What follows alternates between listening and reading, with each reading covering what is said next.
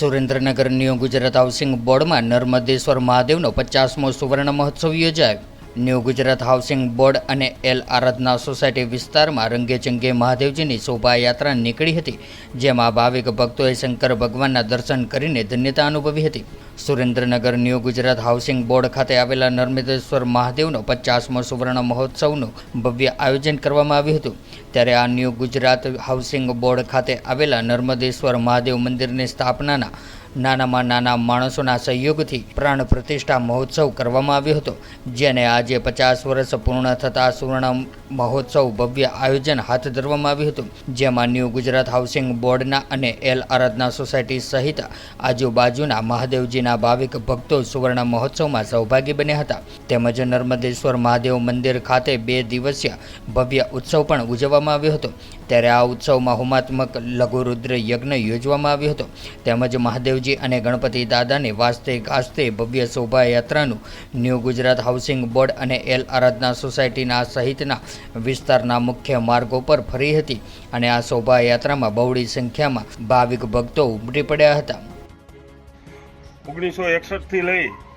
2024ના સમયમાં નવી new Gujarat housing બોર્ડમાં નર્મદેશ્વર મહાદેવને આજે જ્યારે 50મો પાટોત્સવ થઈ રહ્યો છે, ત્યારે સમગ્ર હાઉસિંગ બોર્ડ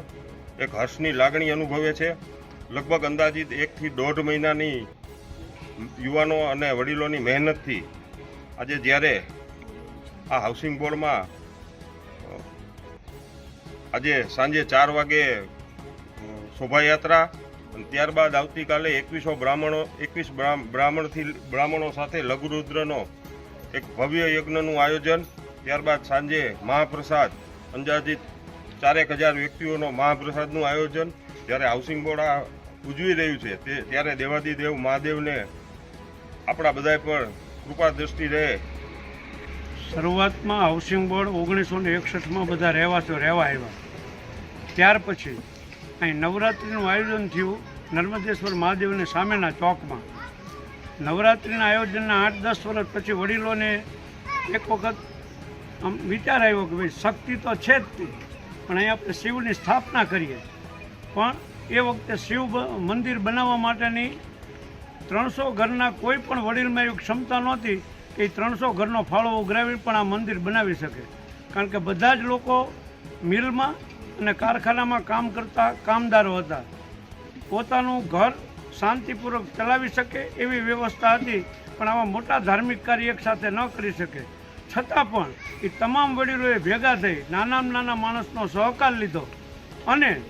જે જગ્યાએ નોકરી કરતા હતા એ શેઠિયાઓનો અને મિલમાં કામ કરતા હાઉસિંગમાં રહેતા સિવાયના બીજા કામદારો પાસેથી પણ ફાળો ઉઘરાવી અને આ મંદિર 3 વર્ષની જહેમત બાદ ઊભું કરવામાં આવ્યું, જેની તારીખ 13/1974 સંવત 2030 જેઠ વદ આઠમને ગુરુવારના દિવસે આ મંદિરની પ્રાણ પ્રતિષ્ઠા કરવામાં આવી અને એમના જ સંતાનો અમે બધા આજે ભેગા થઈ અને 50 વર્ષનો કાર્યક્રમ ઉજવીએ છીએ। એ 50 વર્ષની અંદર એ કાર્યક્રમની અંદર હોમાત્મક લઘુરુદ્ર યજ્ઞ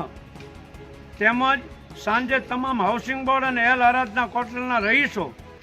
તેમજ જે લોકો મંદિરે દર્શન કરવા આવે છે તેઓને સહપરિવાર સાંજે મહાપ્રસાદ લેવાનો,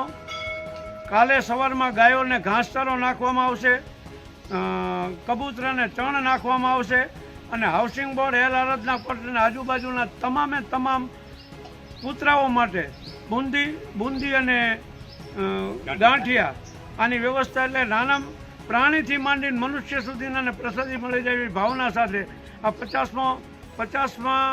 સુવર્ણ મહોત્સવનો કાર્યક્રમ પૂર્ણ કરવાનો છે અને તેની અંદર તમામ 300 હાઉસિંગ બોર્ડ અને એલ આરાધના કોટલના તમામ રહીશોનો અમને સાથ અને સહકાર મળેલો છે। શ્રાવણ મહિનામાં અહીંના મંદિરના કાર્યક્રમોમાં તમામ હિન્દુ ધાર્મિક જે કાર્યક્રમો થાય છે એ તમામ કાર્યક્રમો ઉજવવામાં આવે છે। तो व्हाट्सएप, ट्विटर, फेसबुक, इंस्टा जहाँ भी आपका अकाउंट है, इसे शेयर बटन के द्वारा वहाँ पर शेयर करें।